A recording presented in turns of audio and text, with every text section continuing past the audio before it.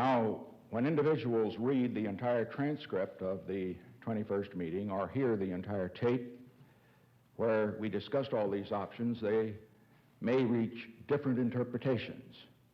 But I know what I meant, and I know also what I did. I meant that the whole transaction was wrong, the transaction for the purpose of keeping this whole matter covered up. That was why that I directed that Mr. Haldeman, Mr. Ehrlichman, Mr. Dean, and Mr. Mitchell, who was then in New York, meet in Washington that evening if possible, that it turned out that they could not meet till the next day, so that we could find what would be the best way to get the whole story out.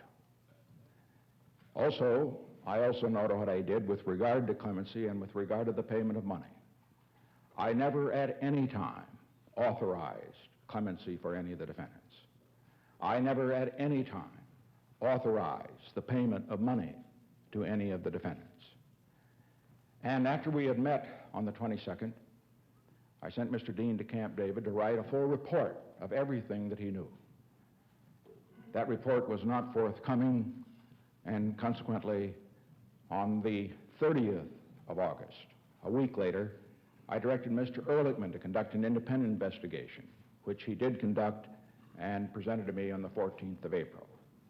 And also on the 30th, on that same day, Mr. Ziegler announced this to the press corps after I had issued the direction, I directed that all members of the White House staff who were called by the grand jury should appear before the grand jury and testify fully with regard to any knowledge whatever they had with regard to their involvement, if they were involved, or anybody else's involvement.